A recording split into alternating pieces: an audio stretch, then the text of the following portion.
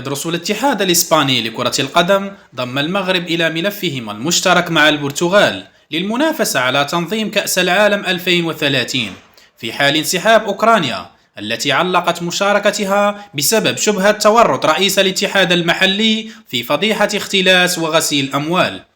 ووفق ما كشفته آسا الإسبانية، فإن الاتحادين الإسباني والبرتغالي سيتدارسان خلال الأسابيع القليلة المقبلة إمكانية التحاق المغرب بملف الترشح لاستضافة مونديال 2030. وكشفت آس أن المشاركة الأوكرانية معلقة منذ أكتوبر الماضي بسبب قضية فساد مزعومة لرئيس الاتحاد الأوكراني لكرة القدم الذي يوجد قيد التحقيق بتهمة الاحتيال وغسيل الأموال.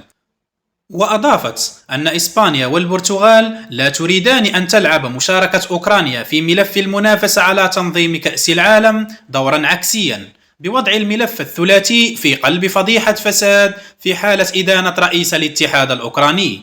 لذلك قرر وضع مشاركة أوكرانيا جانبا حتى يتضح الأمر. وأوضحت الصحيفة الإسبانية أن إسبانيا والبرتغال لا تريدان في المغرب أولوية حتى الآن، لكنهما تعملان على التفاوض مع الجامعة الملكية المغربية لكرة القدم بعدما كانت الفكرة مرشحة في البداية، لكن رفض الاتحاد الدولي لكرة القدم فيفا والاتحاد الأوروبي للعبة ويفا ترشيحات مشتركة بين بلدان لا تنتمي للقارة ذاتها هذا الفكرة قبل ولادتها، وحول بوصلتهما صوب أوكرانيا التي تعاني جراء الحرب الروسية.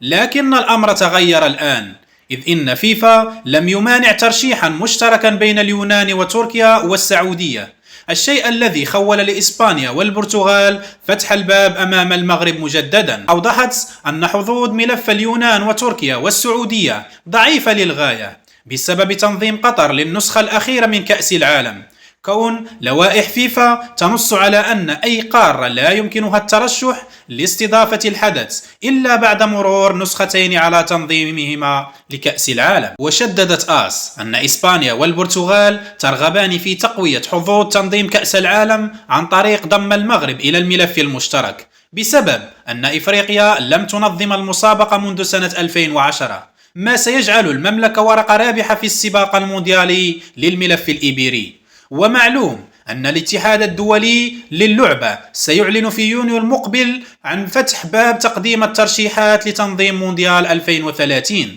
على أن يتم التصويت واختيار الملف الفائز في شتنبر 2024.